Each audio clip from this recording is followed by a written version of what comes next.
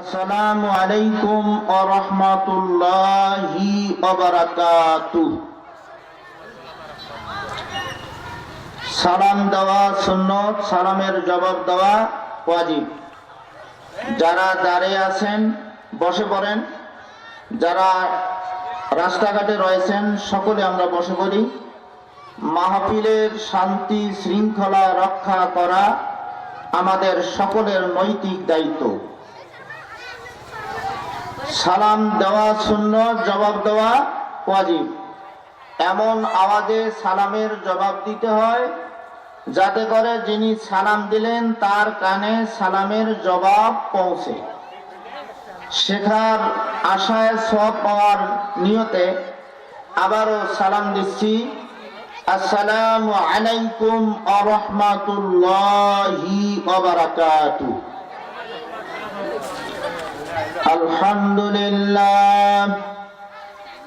আলহামদুলিল্লাহ নাহমাদুহু ওয়া নাস্তাঈনুহু ওয়া নাস্তাগফিরুহু ওয়া নু'মিনু বিহি ওয়া নাতাওয়াক্কালু আলাইহি ওয়া নাউযু বিল্লাহি মিন শুরুরি আনফুসিনা ওয়া মিন সাইয়্যাতি আ'মালিনা। من يهده الله فلا مضل له ومن يضلله فلا هادي له ونشهد أن لا إله إلا الله وحده لا شريك له ونشهد أن محمدا عبده ورسوله أرسله بالحق بشيرا ونذيرا وداعيا إلى الله بإذنه وسراجا منيرا. فقد قال الله تعالى في كلامه المجيد وفرقانه الحميد: أعوذ بالله من الشيطان الرجيم.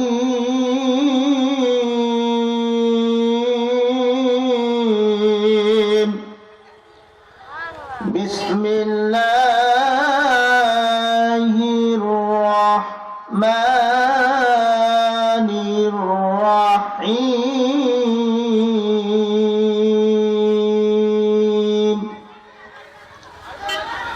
فمن تبع هداي فلا خوف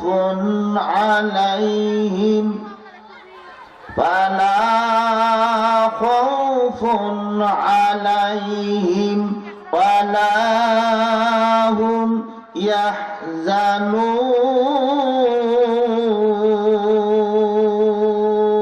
يحزنون. صدق الله العلي العظيم. وعن أنس رضي الله تعالى عنه قال: قال رسول الله صلى الله عليه وسلم: المرأة إذا صلت خمسها وصامت شهرها وأحسنت فرجها وأطاعت بعلها فلتدخل من أي أبواب جنة شاءت. رواه مشكات شريف. الموت كاس كل ناس شاربوا والقبر باب كل ناس داخلون.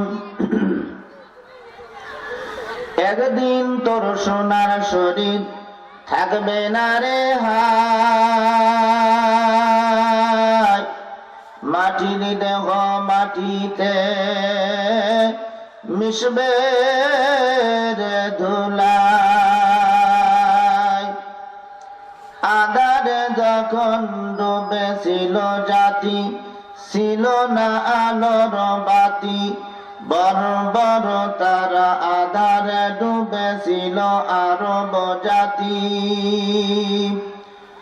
করো দেখো পৃথিবী করিত শাসন, তালি দেওয়া জামা গায়ে 18 বস্তা পিঠে করে নিয়ে সেবিল দুস্থ মায়ের। আজি কোথা গেল মানব দরদি তৌহিদি সন্তান, কোথা গেল সেই সোনার মানুষ, কোথায় রে মুসলমান?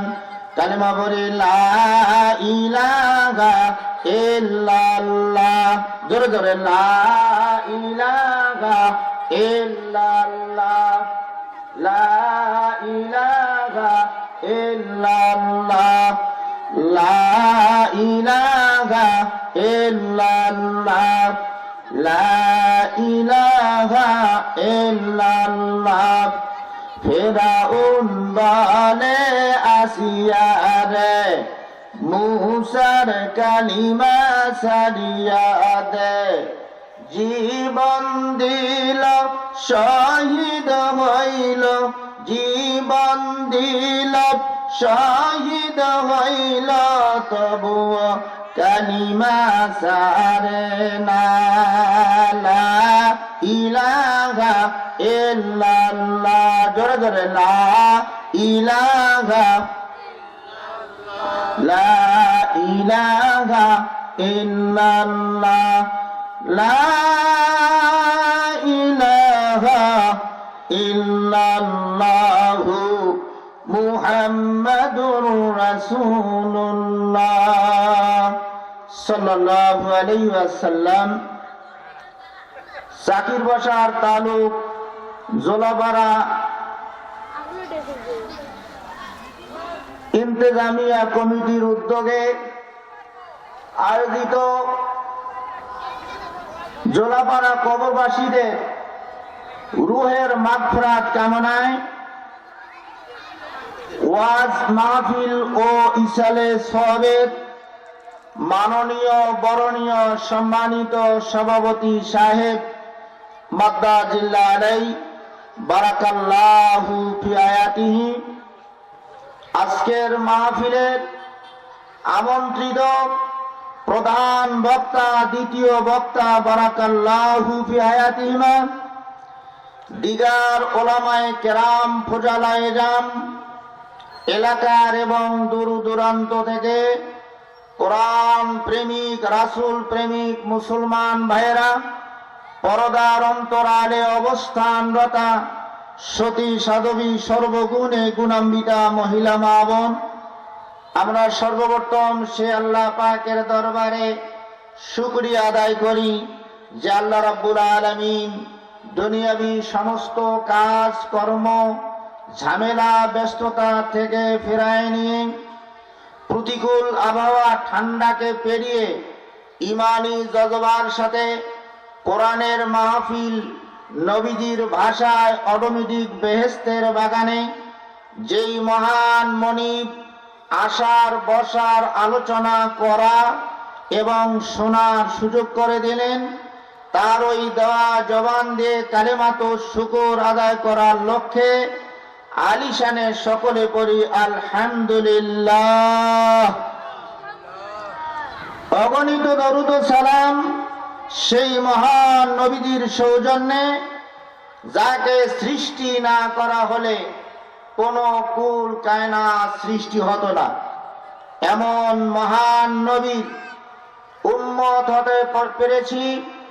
সেই নবীজির উপর দরুদ ও সালাম পেশ করি, সকলে পড়ি সাল্লাল্লাহু আলাইহি ওয়াসাল্লাম। সম্মানিত হাজিরিন, আমি আপনাদের খেদমতে পবিত্র কোরআনুল কারীমের মহাভাব সমুদ্র থেকে একখানা আয়াতে করিমা তেলাওয়াত করেছি। নবীজির হাদিস শরীফ থেকে একখানা হাদিসের অংশ তেলাওয়াত করেছি। কোরআন এবং হাদিসের আলোকে স্বল্প সময়ে অল্প নসিহত পেশ করার চেষ্টা করব। ওমা তাওফিকি ইল্লা বিল্লাহ। সম্মানিত দিনী ভাইরা, মুসলমানের সঙ্গে মুসলমানের দেখা হলে সালাম দিতে হয়, সালাম বিনিময় হয়েছে। এরপরে সম্ভব হলে কুশল বিনিময় জিজ্ঞাসা করতে হয়। এ লক্ষ্যে আমি আপনাদেরকে জিজ্ঞাসা করতেছি,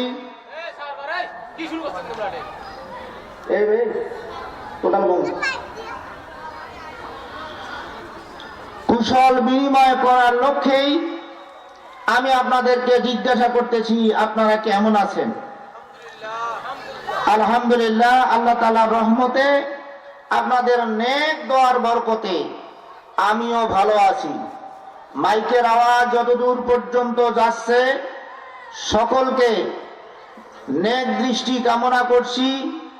আজকের মাহফিল আপনাদের এলাকার জন্য এটা একটা সুবর্ণ সুযোগ, এটা হতে পারে বরকতময়, এটা হতে পারে হেদায়েতের একটা পূর্ণ পন্থা, হতে পারে গুনাহ মাফের একটা ওসিলা।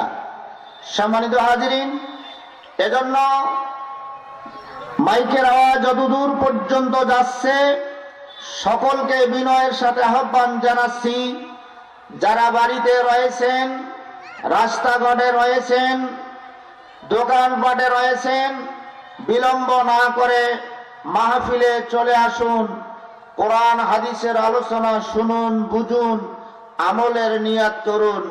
হতে পারে আল্লাহ না করুক, যদি আপনার আমার ত্রুটিপূর্ণ আমলের কারণে জাহান্নামীদের দপ্তরে নাম লিপিবদ্ধ থাকে, কোরআনকে মহব্বত করার কারণে, কোরআনকে ভালোবাসার কারণে, আলেম ওলামাকে ভালোবাসার কারণে আপনার আমার নামের তালিকা জাহান্নামীদের তালিকা থেকে কেটে দিয়ে আল্লাহ রাব্বুল আলামিন জান্নাতীদের তালিকায় লিপিবদ্ধ করে দেবেন। জোরে বলুন সুবহানাল্লাহ, আরো জোরে বলি সুবহানাল্লাহ।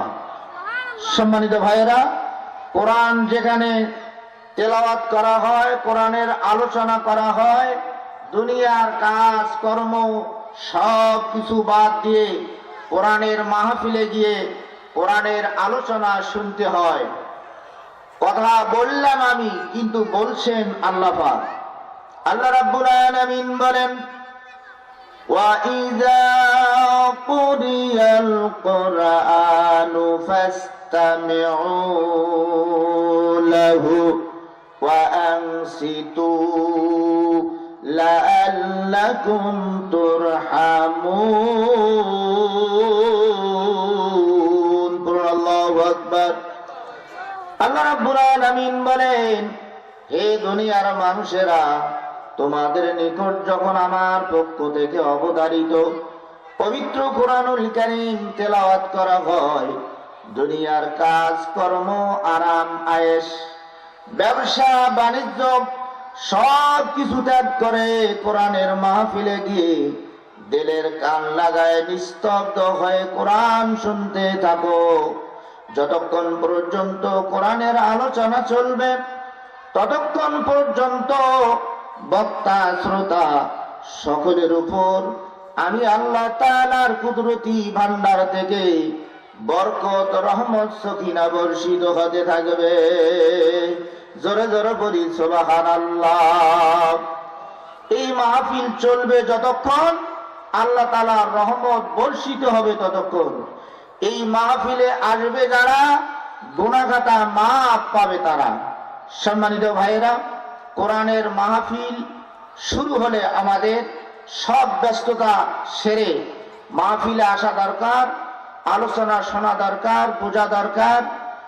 কোরআন শরীফ এমন একটি কিতাব আল্লাহ পাক অবতীর্ণ করেছেন, এই কিতাব দেখলেও সব, পড়লেও সব, বুঝলে আরো বেশি সব।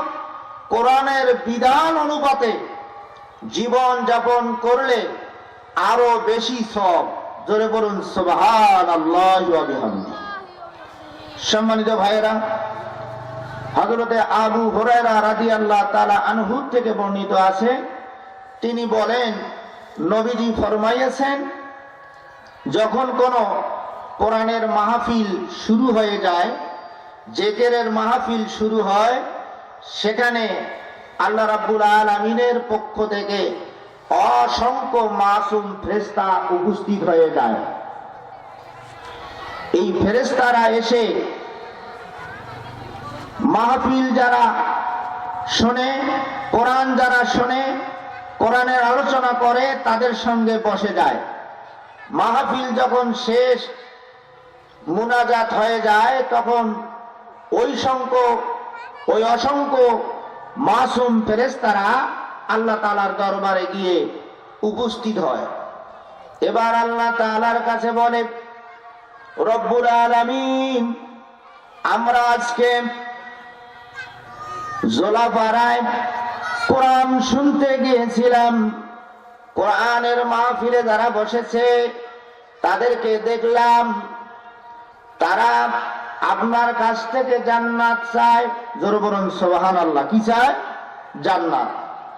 আল্লাহ জিজ্ঞাসা করবেন ফেরেশতারা, তারা কি আমার জান্নাত দেখেছে, জান্নাতের নাজ নেয়ামত দেখেছে, সুখ স্বাচ্ছন্দ্য দেখেছে, হুর পরি দেখেছে?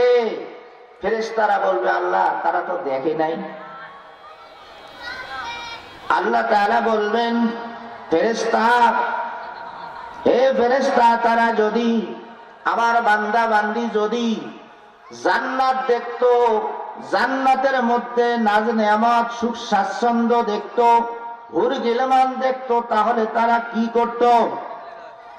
এবার ফেরেশতারা বলে, রব্বুল আলামিন, তারা যদি জান্নাত দেখতো, জান্নাতের নাজ নেয়ামত, সুখ স্বাচ্ছন্দ্য দেখতে পেত, তাহলে আরো বেশি বেশি করে জান্নাত চাইতো। এবার আল্লাহর পাক বলেন, হে আমার ফেরেশতারা, তারা আর কি চায়? এবার ফেরেশতারা বলেন, আল্লাহ রাব্বুল আলামিন, তারা আপনার কাছ থেকে জাহান্নামের মুক্তি চায়। জোরে বলুন সুবহানাল্লাহ। কিসের থেকে মুক্তি চায়?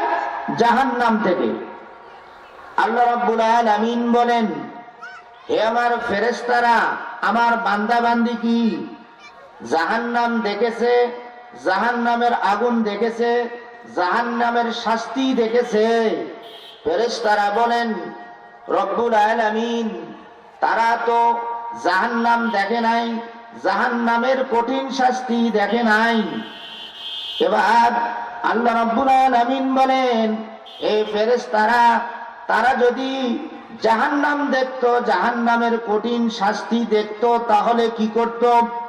এবার ফেরেশতারা বলে, রব্বুল আলামিন, তারা যদি জাহান্নাম দেখতো, জাহান্নামের কঠিন শাস্তি, কঠিন আযাব দেখতো, তাহলে বেশি বেশি করে সর্বদাই তারা জাহান্নাম থেকে মুক্তি চাইতো।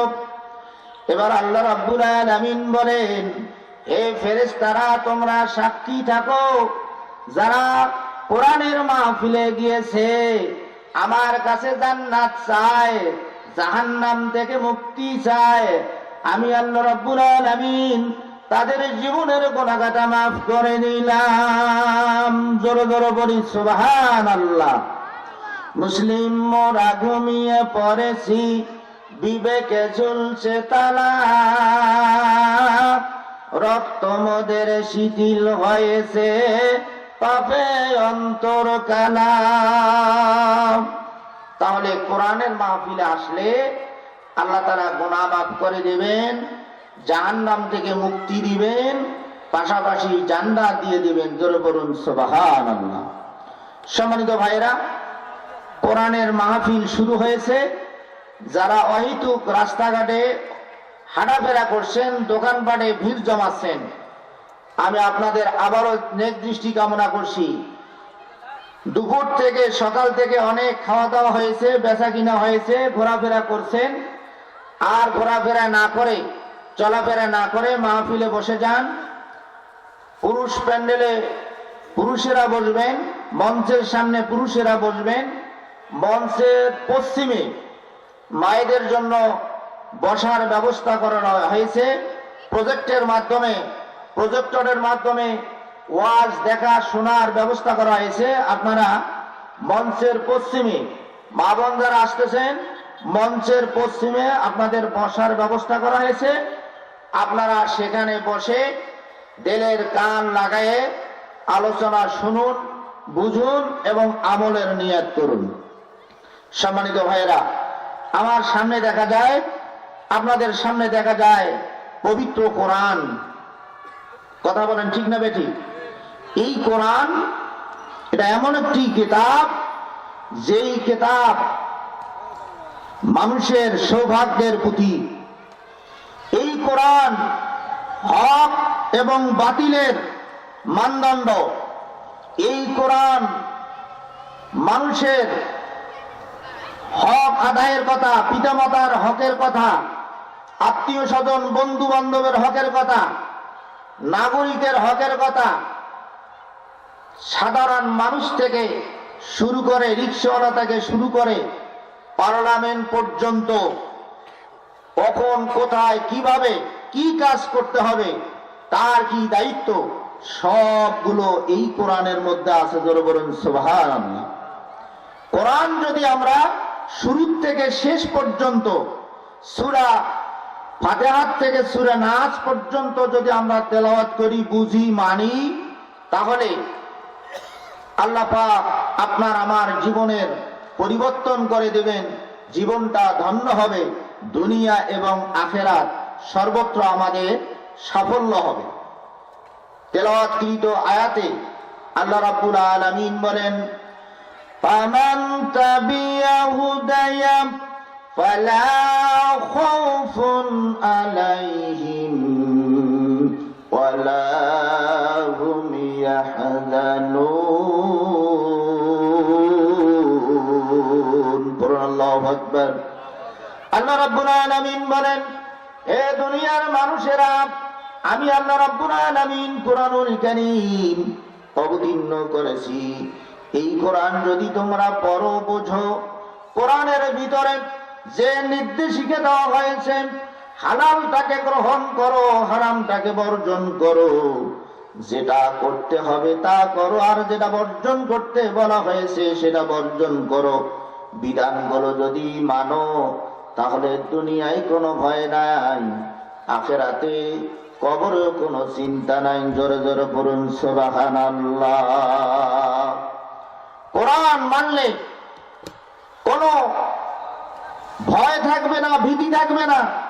কোরআন যদি মারা যায়, তাহলে ব্যক্তিগত জীবন, পারিবারিক জীবন, সামাজিক জীবন, অর্থনৈতিক জীবন, রাষ্ট্রীয় জীবন, আন্তর্জাতিক জীবন পর্যন্ত কোরআন মানলে সুখ স্বাচ্ছন্দ্য সর্বত্র বিরাজমান করবে।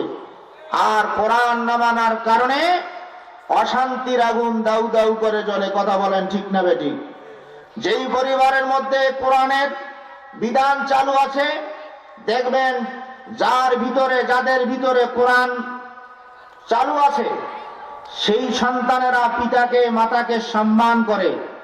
আর যে পরিবারের মধ্যে কোরআন শিখানো হয় নাই, দেখা যাবে ছেলে বাপের সঙ্গে চোখ রাঙিয়ে চুল ঝাঁকি দিয়ে কথা বলে। কথা বলেন ঠিক না বেঠিক? এমনকি প্রতিবেশী যারা আছে তাদের সঙ্গে দুর্ব্যবহার করে, খারাপ আচরণ করে। এই মদ, জুয়া, গাঁজা, ফেন্সিডিল, চাঁদাবাজি, যত দুর্নীতি, যত খারাপ আচরণ আছে, এই খারাপ কাজগুলো কারা করে? যাদের ভিতরে কোরআন নাই, তাদের দ্বারা এই খারাপ কাজগুলো হয়। কথা বলেন ঠিক না বেঠিক? আমার ভাইয়েরা, আল্লাহ রাব্বুল আলামিন এই জন্য বলেছেন, যারা কোরআন মানবে, কোরআনের বিধান অনুপাতে জীবন যাপন করবে, তাদের কোনো ভয় নাই, তাদের কোনো চিন্তা নাই। কোরআন অনুপাতে যদি চলি, তাহলে আল্লাহ রাব্বুল আলামিন দুনিয়ায় যেমন সুখ স্বাচ্ছন্দ্য দিবেন, শান্তি দিবেন, কবরেও তেমন সুখ স্বাচ্ছন্দ্য শান্তি দিবেন। আমার ভাইয়েরা, এই কোরআন মানার কারণে আমরা আল্লাহকে বিশ্বাস করি যে আল্লাহ কয়জন? আল্লাহ কয়জন? একজন। আমাদের নবীর নাম কি? হযরতে মুহাম্মদ সাল্লাল্লাহু আলাইহি সাল্লাম। আমরা বিশ্বাস করি আল্লাহ একজন। এই এক আল্লাহকে মানি, এই এক আল্লাহকে মানি, এই কথাটা শুধু মুখে বললে হবে না, কাজে কর্মে কথায় আচার আচরণে আমাদেরকে বাস্তবে পরিণত করতে হবে যে আল্লাহ এক। আল্লাহকে যারা মানি, মুহাম্মদ সাল্লাল্লাহু আলাইহি সাল্লামকে যারা নবী হিসাবে মানি, পরকালকে মানি, তকদিরের ভালো মন্দের উপর বিশ্বাস করি, এই সমস্ত গুণে গুণান্বিত যারা হয়, যারা বিশ্বাস করে, তাদেরকেই বলা হয় ঈমানদার। কথা বলেন ঠিক না বেঠিক?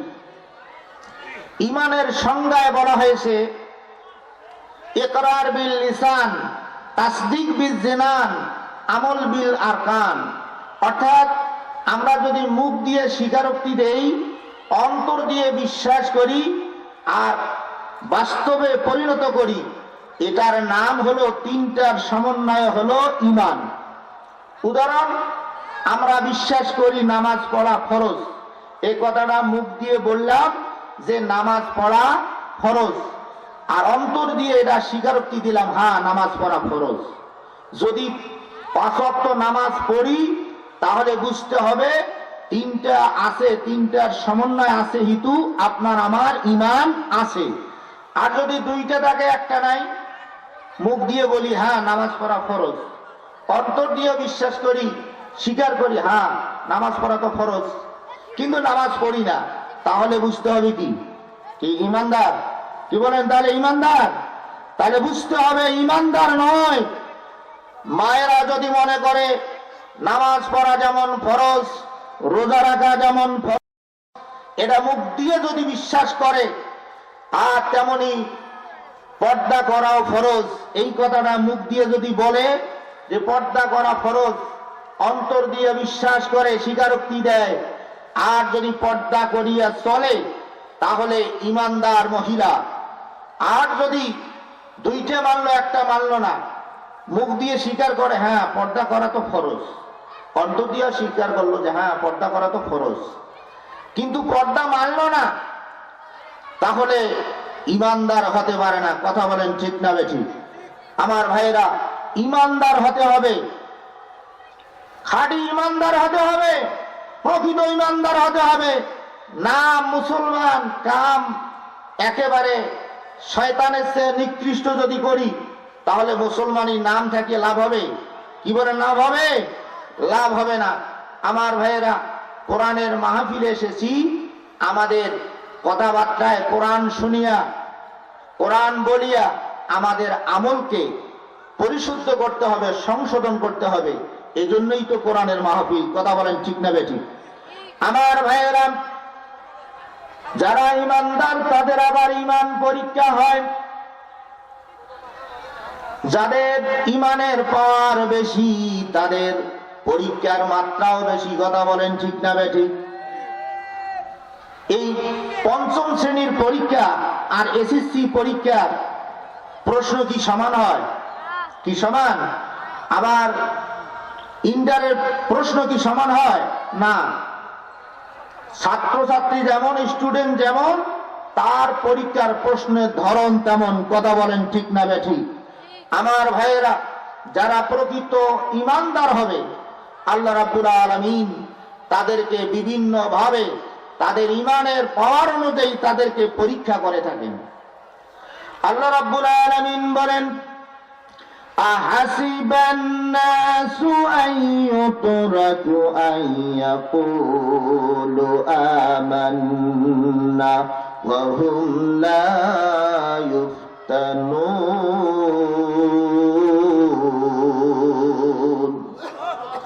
আমার ভাইয়েরা, আল্লাহ রাব্বুল আলামিন বলেন, ও ঈমানদার বান্দা বান্দিরা, যারা ঈমানদার হিসাবে দাবি করো, মুসলমান হিসাবে দাবি করো, তোমরা শুধু মুখ দিয়ে যদি বলো আমি মুসলমান, মুখ দিয়ে যদি বলো ঈমানদার, এই ঈমানদারের কথা মুখ দিয়ে বললে হবে না, মাঝে মধ্যে তোমাদেরকে পরীক্ষা করা হবে।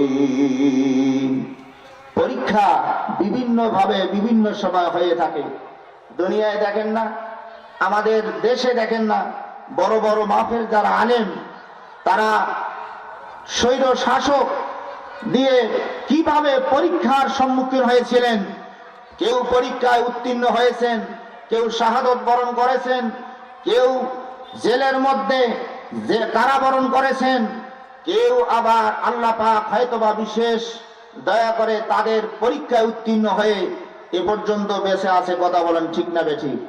আমার ভাইয়েরা, এভাবে বিভিন্ন সময় বিভিন্ন মানুষকে পরীক্ষা আল্লাহ পাক করেন।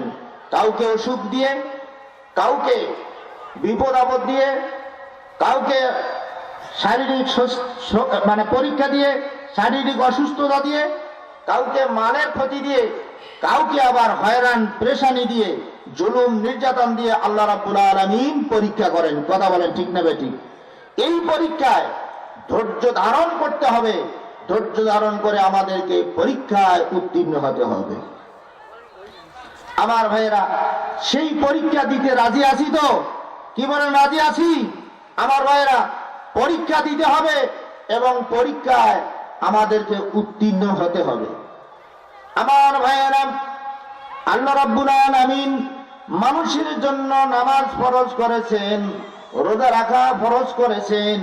দেখা যায় রমজান মাস আসলে কেউ রোজা রাখে, আবার কিছু মানুষ আছে রোজা থাকে না।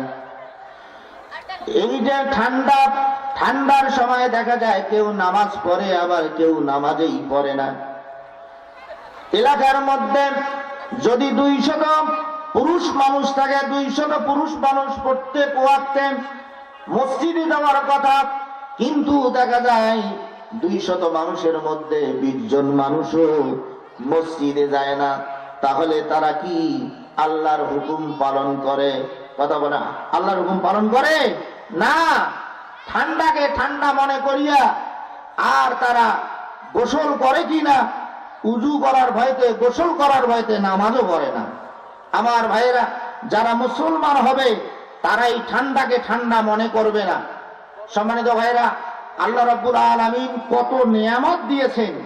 এই নিয়ামত যদি আমরা হিসাব করা শুরু করি, গণনা করা শুরু করি, আমরা হিসাব করতে করতে হয়রান পেরেশান হয়ে যাব।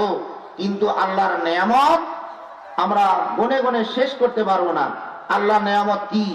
আল্লাহর নিয়ামত ধরেন, আমরা মুসলমান হিসেবে মুসলমানের ঘরে আল্লাহ পাক জন্ম দিয়েছেন। জোরে বলুন সুবহানাল্লাহ। আমরা বিশ্ব নবীজির উম্মত হয়েছি, এটাও আল্লাহ তাআলার নিয়ামত। আল্লাহ আপনাকে আমাকে বেঁচে রাখছেন। আপনার সমবয়সী, কম বয়সী অনেক মানুষ দুনিয়ার থেকে চিরবিদায় হয়ে অন্ধকার কবরে চলে গেছেন। যেমন কবরবাসীদের রুহু মাগফিরাতের জন্য আজকে দোয়ার মাহফিল। আমরা যদি তাদের জন্য দোয়া করি, হতে পারে আপনার আমার দোয়ার কারণে, দোয়ার ওসিলায় পিতা মাতা, দাদা দাদি, আত্মীয় স্বজন যারা অন্ধকার কবরে চলে গেছে, তাদের জন্য আল্লাহ তাআলা নাজাতের ওসিলা করবেন। এই যে আল্লাহ তাআলা মুসলমান হিসাবে মুসলমানের ঘরে জন্ম দিলেন, তারপরে আমরা বিশ্ব নবীজির উম্মত। এরপরে দেখেন হায়াতে তৈয়বা আল্লাহ পাক আমাদেরকে দিয়েছেন। এরপর সুস্থ রেখেছেন। যতটুকু সামর্থ্য, যার যতটুকু সামর্থ্য আল্লাহ পাক সামর্থ্য দিয়েছেন, এইগুলো হলো সব নিয়ামত। আমরা কথা বলতে পারতেছি, হাঁটতে পারতেছি, চলতে পারতেছি, খাইতে পারতেছি, এগুলো আল্লাহ তাআলার অসংখ্য নিয়ামত। আপনার আমার মতন মানুষ দেখবেন চলতে পারে না, প্যারালাইজড হয়েছে, হয় নাই বাবা? কিন্তু আল্লাহ পাক আপনাকে আমাকে দয়া করেছেন, এ পর্যন্ত সুস্থ রেখেছেন। ধরে বলুন আলহামদুলিল্লাহ। আমার ভাইয়েরা, দেখেন আল্লাহ তাআলা বান্দার জন্য কত সুযোগ করে দিয়েছেন।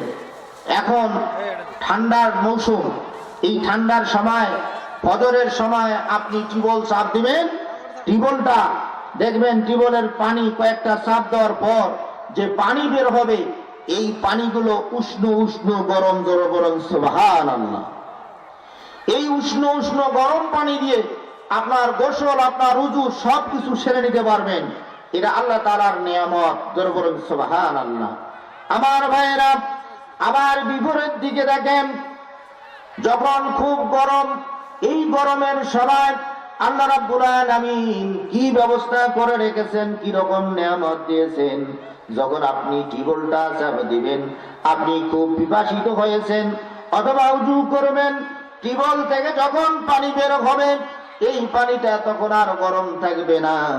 গরমের সময় পানিটা ঠান্ডা ঠান্ডা। জোরে বলুন সুবহানাল্লাহ। আমার ভাইরা, আল্লাহ রাব্বুল আলামিন এই জন্য বলেন, ওয়া ইন তাউদ্দু নি'মাতাল্লাহি লা তুহসুহা।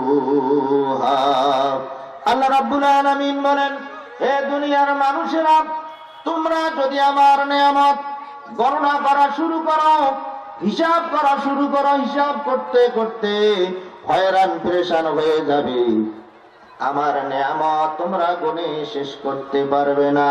জোরে জোরে বলুন সুবহানাল্লাহ। ঈমান পাকা করো মুসলমান, ঈমান পাকা কর। ঈমানবিহীন কবর হবে জাহান্নামের ঘর। যার দিলেতে আছে কোরআন, নাই কোনো তার ডর, কবর হবে জান্নাতেরই ঘর।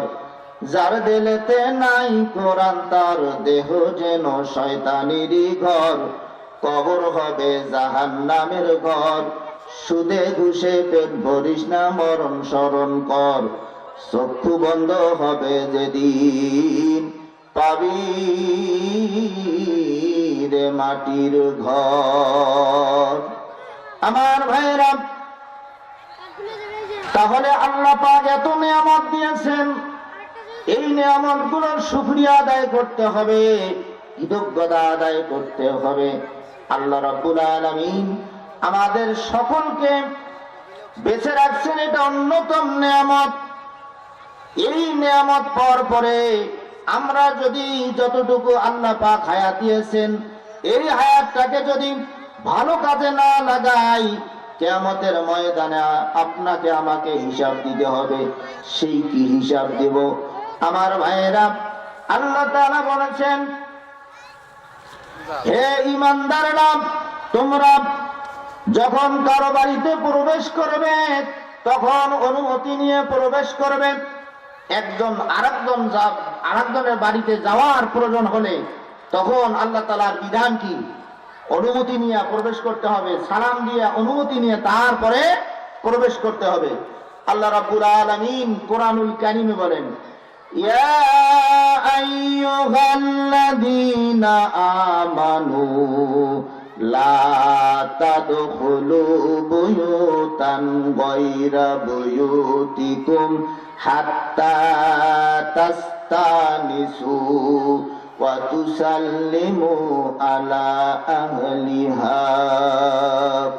আল্লাহ রাব্বুল আলামিন বলেন, হে ঈমানদারেরা, যখন তোমাদের কোনো প্রয়োজনে কারো বাড়িতে যাবে, বাড়িতে ঢোকার আগে তোমরা ওই বাড়িতে গিয়ে দরজায় গিয়ে সালাম দিবে। একবার, দুইবার, তিনবার সালাম দিবে। যদি কোনো সালামের জবাব পাওয়া না যায়, বাড়ির থেকে প্রবেশ করার অনুমতি না দে, তাহলে তোমরা ওই বাড়িতে প্রবেশ করবে না। এটা কার নির্দেশ? আল্লাহর নির্দেশ। আল্লাহ বলেছেন, অনুমতি ছাড়া কারো বাড়িতে যাওয়া যাবে না। এই আয়াত যখন অবতীর্ণ হল, সাহাবীরা নবীজিকে জিজ্ঞাসা করলেন, ইয়া রাসূলুল্লাহ, ইয়া হাবিবাল্লাহ, আমরা যখন বাপের কাছে মায়ের কাছে যাব তখনও কি অনুমতি নিব? নবীজি বললেন, সাহাবীরা, তোমরা কি চাও? তোমাদের বাবাকে, তোমাদের মাকে তোমরা বিপর্দা দেখো, আধা ঘন্টা অথবা এমন কাপড় পরা অবস্থায় আছে যেটা দেখলে তোমার কষ্ট করা হবে, কষ্ট হবে, কষ্ট লাগবে। এই অবস্থা দেখতে কি ভালোবাসো? একজন মানুষ যখন ঘরে থাকে, স্বাভাবিকভাবে পুরুষ হোক মহিলা হোক, কাপড় এলোমেলো থাকতে পারে, কথা বলেন ঠিক না ঠিক? আর যখন কেউ আসবে, ছেলে হোক মেয়ে হোক বা অন্য কোনো মানুষ হোক, তখন কাপড়গুলো যেখানে যেভাবে রাখা লাগে তখন সেভাবে দিয়ে মানুষের সাক্ষাৎ করে। এইটাই তো হলো নিয়ম। আমার ভাইয়েরা, তাহলে নিজের ছেলে, নিজের মেয়ে বাপের কাছে মায়ের কাছে যাইতে হলেও সেখানে অনুমতি নিয়ে যাইতে হয়। আর আমরা করি কি? অনেকে অনুমতি নেই, সালাম দেই, আবার কেউ আছি একেবারে হুড়হুড় করে একজন আরেকজনের বাড়িতে যাই। নামাজ পড়া যেমন একটা ফরজ কাজ, না পড়লে কবিরা গুনাহ, কারো বাড়িতে অনুমতি ছাড়া প্রবেশ করাও কবিরা গুনাহ, পড়ি নাউযুবিল্লাহ। আমার মায়েরা ভালো করে শোনেন, পুরুষেরও পর্দা আছে, মহিলাদেরও পর্দা আছে না নাই? পুরুষেরও পর্দা আছে, মহিলাদেরও পর্দা আছে। পর্দা ছাড়া আমাদের চলাফেরা করলেই কবরে আপনার আমার খবর আছে কিনা? কি বলেন, কবরে খবর হবে কিনা? আমার ভাইয়েরা, পুরুষের জন্য কতটুকু ফরজ? পুরুষের জন্য মুখমণ্ডল, হাতের কবজি এগুলো ঢাকা ফরজ নয়। আমাদের পুরুষের জন্য নাভির উপর থেকে হাঁটুর নিচ পর্যন্ত সর্বদাই এগুলো ঢেকে রাখা ফরজ। আর মায়েদের জন্য আম পর্দা এবং খাস পর্দা, পর্দা দুই ধরনের আছে। একটা হলো খাস পর্দা, কেউ তাকে দেখতে পারবে না আর তিনিও তাকে দেখবে না। মহিলা এমন ভাবে চলবে, তাকেও কেউ দেখতে পারবে না, তিনিও কাউকে দেখবে না। এইটাই হলো খাস পর্দা। আর আম পর্দা কোনটা? মুখমণ্ডল, দুই হাতের কবজি ছাড়া সমস্ত শরীর ঢেকে রাখবে, এটা হলো আম পর্দা। সম্মানিত ভাইয়েরা, আমাদের বিভিন্ন জন বিভিন্ন পেশায় নিয়োজিত অনেক মানুষ আছে, আমরা খেটে খাওয়া মানুষ, বাড়িতে তেমন আমরা খাস পর্দা করতে পারি না। অন্তত আম পর্দার ব্যবস্থাটা করতে হবে। কথা বলেন ঠিক না বেঠিক? অনেকে আছে আলহামদুলিল্লাহ, পেশা যাই হয় হোক, স্বামীর পেশা যাই হয় হোক, নিজেকে ঢেকে ঢুকে রাখে, পর্দার সাথে চলাফেরা করে। আবার কেউ আছে কোনো অভাব নাই, অভাব নাই তো নাই, কাপড় চোপড়ের অভাব নাই, অর্থকরীর অভাব নাই, খাবার দাবারের অভাব নাই, কিন্তু এমন পোশাক পরে শালীনতা বজায় নাই। কথা বলেন ঠিক না বেঠিক? আমার মায়েরা ভালো করে শোনেন, আল্লাহ রাব্বুল আলামিন বলেন, লা ইউবদিনা যিনাতাহুন্না ইল্লা মা যাহারা মিনহা ওয়ালিয়াদরিবুনা বিখুমুরিহিন্না আলা জুয়ুবিহিন্না। আল্লাহ রাব্বুল আলামিন বলেন, মহিলারা তোমরা তোমাদের সৌন্দর্যের স্থানগুলো প্রকাশ করো না।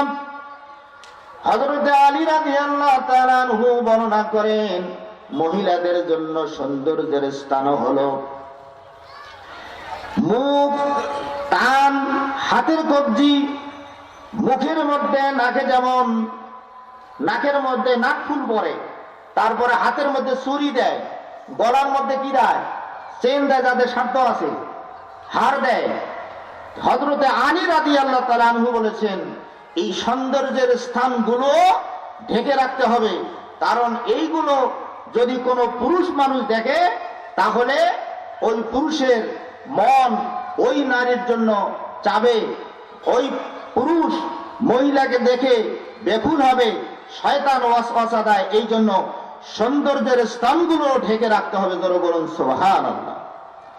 আমার ভাইয়েরা, আল্লাহ রাব্বুল আলামিন এর পরে বলেন, ওয়ালিয়াদরিবুনা বিখুমুরিহিন্না আলা জুয়ুবিহিন্না।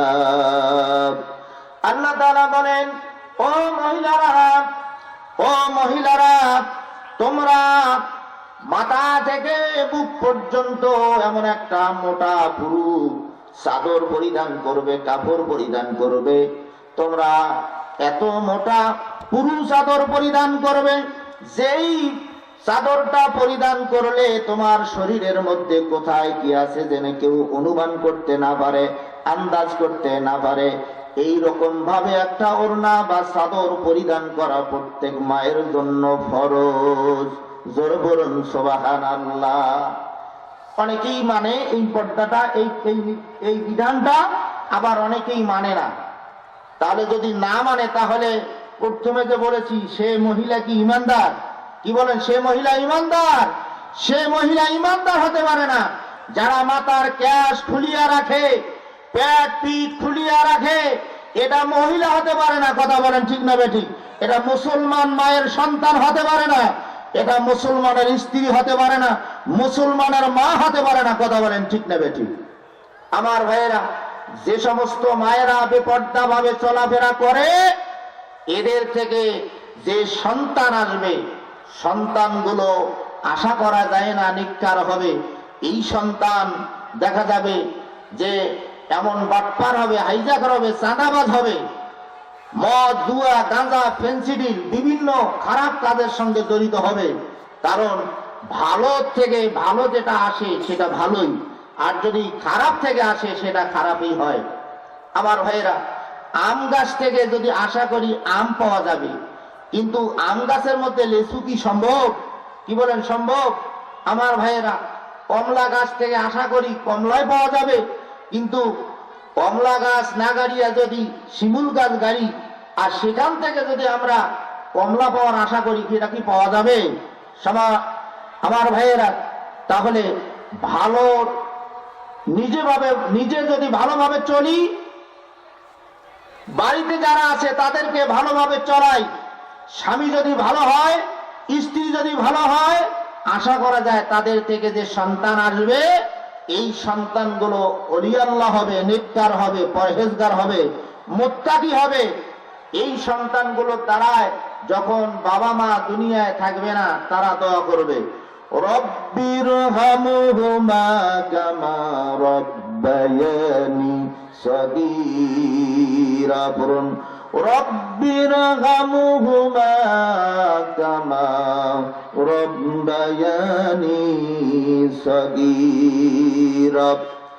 সন্তান যদি বাপের জন্য মায়ের জন্য দোয়া করে, এই সন্তান দোয়া করতে দেরি, আল্লাহ দোয়া কবুল করতে দেরি করেন না।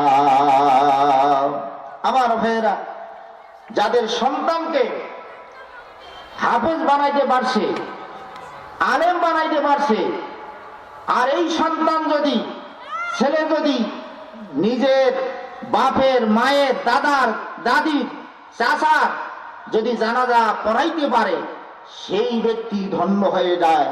আমার মতো হুজুরকে ডাকিয়া যতই আমি দোয়া করি, আমার দোয়ার সময় কান্না আসতে পারে, নাও আসতে পারে, দোয়া কবুল হতে পারে, নাও হতে পারে।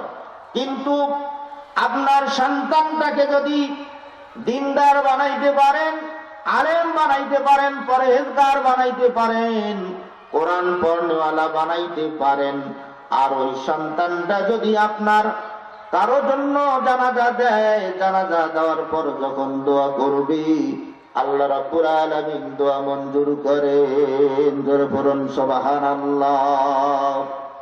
আমার মায়েরা, পর্দা করা ফরজের কথা বলছিলাম। এই পর্দা ফরজ, এটা যদি লঙ্ঘন করি, তাহলে কবরে আপনার জন্য খুব ভয়ানক অবস্থা হবে। বর্তমান রজব মাস চলছে। এই রজব মাসে 26 তারিখ দিবাগত রাত্রিতে বিশ্ব নবী সাল্লাল্লাহু আলাইহি ওয়াসাল্লাম মেরাজে গিয়েছিলেন। মেরাজে গিয়ে দেখলেন যে একজন মহিলাকে খুব শাস্তি দেওয়া হচ্ছে, আগুনের চাদর পরানো হচ্ছে। আগুনের চাদর পরানো হচ্ছে কেন? ওই মহিলা দুনিয়াতে যখন চলছিল, মাথার ক্যাশ খোলা রাখছিল, পেট পিঠ খোলা রাখছিল, বেগানা পুরুষের সঙ্গে কথা বলছিল। বিশ্ব নবী সাল্লাল্লাহু আলাইহি সাল্লাম দেখলেন দুইজন ফেরেশতা আগুনের চাদর নিয়ে এগিয়ে যাচ্ছে, আর ওই মহিলা হাত ছানি দিয়ে পিছাচ্ছে। পিছাবার পালাবার কোনো সুযোগ নাই। নবীজি দেখলেন ওই দুইজন ফেরেশতা আগুনের চাদর নিয়ে সামনে এগিয়ে যাচ্ছে, আর ওই মহিলা হাত ছানি দিয়ে পিছাচ্ছে। পিছাবার পালাবার কোনো উপায় নাই। শেষ পর্যন্ত ওই ফেরেশতা দুইজন আগুনের চাদর পরিয়ে দিল। আগুনের চাদর পরিয়ে দেওয়ার সঙ্গে সঙ্গে ছাই হয়ে গেল। ছাই হয়ে যায়, আবার আল্লাহ পাক কুন ফায়াকুন দ্বারা আবার জিন্দা করেন, আবার ওই আগুনের চাদর পরিয়ে দেওয়া হয়। আমার মায়েরা, আপনারা কি চান আল্লাহ তাআলা আপনাদের ইজ্জত বাড়িয়ে দিয়েছেন, সম্মান বাড়িয়ে দিয়েছেন? যখন আয়ামে জাহিলিয়া যুগ, এই জাহিলিয়া যুগে যখন নারীর কোনো ইজ্জত ছিল না, কন্যা হিসাবে যেমন কোনো ইজ্জত ছিল না, সম্মান ছিল না, বধূ হিসেবে কোনো সম্মান ছিল না। আল্লাহ রাব্বুল আলামিন বিশ্ব নবীজির ওসিলায় আল্লাহ রাব্বুল আলামিন মায়েদের সম্মান বাড়িয়ে দিলেন, কন্যা সন্তানের ইজ্জত বাড়িয়ে দিলেন। সেই ইজ্জত সম্মানকে ধরিয়ে রাখতে হবে। বর্তমান দেখা যায় যৌতুক ছাড়া বিবাহ হচ্ছে না। কথা বলেন ঠিক না বেঠিক? যৌতুক নেওয়া হচ্ছে কেন, দেওয়া হচ্ছে কেন? এটার কারণ অনেক। এক নাম্বার কারণ হলো যৌতুক দেওয়ার পিছনে কারণটা হলো বেপর্দা মায়েরা চলাফেরা করে, যে কারণে যৌতুক ছাড়া বিবাহ হচ্ছে না। কথা বলেন ঠিক না বেঠিক? যে সমস্ত মায়েরা বেপর্দা ভাবে চলাফেরা করেন, আপনারা একটা কথা বোঝেন, আমরা নদীর পানি, পুকুরের পানি, খাল বিলের পানি ব্যবহার করি, কিন্তু খাই কি? এটা কি বাবা খাই? খাই না। কারণ খাই না, কারণটা হলো যে এই পানিগুলোতে জীবাণু থাকতে পারে, যেহেতু খোলামেলা। যে সমস্ত মায়েরা খোলামেলা বেড়ায়, বেপর্দা ভাবে চলাফেরা করেন, ওই মহিলাদের সঙ্গে, ওই মেয়েদের সঙ্গে ছেলেরা মজা মারে, কিন্তু বিবাহ করতে চায় না। কথা বলেন ঠিক না বেঠিক? মজা মারতে চায়, প্রেম প্রীতি নিবেদন করতে চায়, কিন্তু বিবাহ করতে চায় না। কারণ এই ছেলে ভাবে আমাকে যতভাবে প্রলোভন দেখাচ্ছে, না জানি আরো কতজনকে যে প্রলোভন দেখাচ্ছে। কথা বলেন ঠিক না বেঠিক? মায়েরা, আপনাদেরকে বলি, আপনারা জান্নাতি ছিলেন, জান্নাতি আবারও হতে যদি চান, আপনারা পর্দার সাথে থাকেন, পর্দায় থাকিয়ে চলেন, পর্দা মানেন, তাহলে আপনাদের যৌতুক দেওয়া লাগবে না। এখনো এ দুনিয়ায় অনেক বিবাহ হয় যৌতুক ছাড়া। খুঁজি খুঁজি বের করে কোথায় ভালো গুণবতী মহিলা রয়েছে, তাকে বিবাহ করার জন্য অনেকেই প্রস্তাব দেয়। কথা বলেন ঠিক না বেঠিক? আমার ভাইয়েরা, বিশ্ব নবী সাল্লাল্লাহু আলাইহি ওয়াসাল্লাম বলেন, যখন কারো ঘরে কোনো কন্যা সন্তান জন্মগ্রহণ করে, কন্যা সন্তান জন্মগ্রহণ করলে আল্লাহ রাব্বুল আলামিনের ফেরেশতারা ওই ঘরের মধ্যে উপস্থিত হয়। ঘরের মধ্যে উপস্থিত হয়ে বলে, আসসালামু আলাইকুম ইয়া আহলাল বাইত, হে ঘরের মালিক, তোমাদের উপর শান্তি বর্ষিত হোক। জোরে বলুন সুবহানাল্লাহ। এই কথা বলেন, আর ফেরেশতারা পাখা দিয়ে ছায়াবৃত করে আর বলতে থাকে, একটি দুর্বল দেহ আর একটি দুর্বল দেহ থেকে বের হয়ে এসেছে। সুতরাং এই কন্যা সন্তানটিকে যে আদব তারবিয়াত ভালোবাসা দিয়ে লালন পালন করবে, সৎ পাত্রস্থ করবে, কিয়ামত পর্যন্ত আল্লাহ তাআলার রহমত প্রাপ্ত হবে। আমার মায়েরা, যে সমস্ত মায়েরা মাথার কাশ খুলে দিয়ে বেড়ান, খেয়াল করেন, ওই মায়েরা একটু খেয়াল করেন, কান লাগায় দেন। যখন কোন বেপর্দা মহিলাকে যখন কবরস্থ করা হয়, কবরস্থ করার পর কিতাবে এসেছে আল্লাহ রাব্বুল আলামিন এক প্রকারের কাক পাঠাইয়া দেন কবরের মধ্যে। কবরের মধ্যে ওই কাকগুলো ঠোকর মারে, আর যতগুলো চুল আছে এই চুলগুলোকে অজগর সাপে পরিণত করেন। অজগর সাপ, যতগুলো চুল থাকবে ততগুলো অজগর সাপ পরিণত হবে। আর ওই অজগর সাপগুলো পেটের মধ্যে, মাথার মধ্যে, পিঠের মধ্যে দংশন করতে থাকবে। নাউজুবিল্লাহ। মায়েরা, আপনারা কি চান আপনাদেরকে কবরের মধ্যে সাপ দংশন করুক? একটা নয়, দুইটা নয়, হাজার হাজার মানুষের মাথায় চুল থাকে, এতগুলো চুল পরিমাণ যদি সাপ হয় দংশন করে, এগুলো কি চান? যদি না চান, অবশ্যই আপনাকে পর্দা মানতে হবে। নারী জাতি মহান আল্লাহ তাআলার দান, নারী জাতি পর্দায় থাকো, বাড়বে তোমার মান। পর্দা ছাড়া বাহির হওয়া তোমার বড় ভুল, পর্দা ছাড়া বাহির হইলে তোমার ইবাদত হবে না কবুল। আমি মাঝে মধ্যে মনের আবেগে বলি থাকি, যে কি বলি, যে যেভাবে পর্দার ওয়াজ করা লাগে মায়েরা তো সংশোধন হয় না, অন্তত 12 মাস যদি ঠান্ডা থাকতো, ঠান্ডার ঠেলায় মায়েরা শরীরটা ঢাকি রাখতো। কথা বলেন ঠিক না বেঠিক? এত ওয়াজ করা লাগতো না। ওয়াজ করতে করতে বক্তারা একেবারে শরীর ক্ষয় করে ফেলছে, কিন্তু ওয়াজ কাজে লাগে না। এইটা কাজে লাগবে কখন? যদি 1 নম্বর হলো, যদি রাষ্ট্র ক্ষমতা, যদি ইসলাম যায়, কোরআন দিয়ে শাসন করা হয়, যে মায়েরা বেপর্দা ভাবে চলবে তাকে যদি সরকারি ভাবে শাসন করা হয়, যে পুরুষেরা বেপর্দা ভাবে চলবে, কিছু পুরুষ আছে দেখবেন, যুবক আছে, একেবারে নাভি উপর থেকে ঢাকা ফরজ, নাভি বের করে দিয়ে 3 কোয়ার্টার প্যান্ট পরিয়ে চলে, 3 কোয়ার্টার প্যান্ট পরিয়ে চলে। কথা বলেন ঠিক না বেঠিক? আসলে এই যুবকদের আসলে লাজ লজ্জা আছে কিনা আল্লাহ জানে, আল্লাহ হেদায়েত দান করুক। এ যুবক ভাইয়েরা, তোমাদের যদি লজ্জা শরম থাকে তাহলে তোমাদের নাভিটা কাউকে দেখাবে না। এটা ফরজ লঙ্ঘন হচ্ছে। এক ওয়াক্ত নামাজ আপনি যদি না পড়েন, ফরজটাকে লঙ্ঘন করতেছেন, কবিরা গুনাহ হচ্ছে। আপনি যতক্ষণ নাভিটাকে অন্যকে দেখাবেন ততক্ষণ পর্যন্ত কবিরা গুনাহ হতে থাকবে। পড়ুন নাউজুবিল্লাহ। 3 কোয়ার্টার প্যান্ট পরিয়ে একেবারে যুবক ছেলে চলাফেরা করে, তার বাবা দেখে, ভাই দেখে, মা দেখে, বোন দেখে, তার লজ্জা শরম নাই। নবীজি বলেছেন, আল হায়াউ শোবাতুল ঈমান, লজ্জা হলো ঈমানের অঙ্গ, যার লজ্জা নাই তার ঈমানে নাই। কথা বলেন ঠিক না বেঠিক? লজ্জা থাকলে এরকম ভাবে বেশরমার মতন চলাফেরা করতো না যুবকেরা। আমার মায়েরা, যদি আপনার পর্দা করার ইচ্ছা থাকে তাহলে আমি একটা পরামর্শ দেই, আপনারা মাইন্ড করবেন না, একটা উদাহরণ দেই।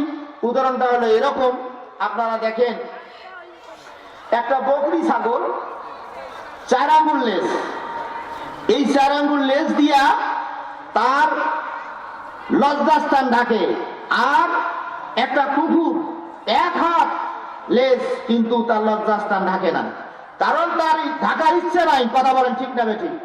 আমার মায়েরা, আপনি যে পেশায় করেন, আপনার যত অভাবে হোক, যত সমস্যায় থাকুক, আপনি যদি ইচ্ছা করেন যে কোনো ভাবেই আপনি পর্দা মানতে পারবেন। কথা বলেন ঠিক না বেঠিক?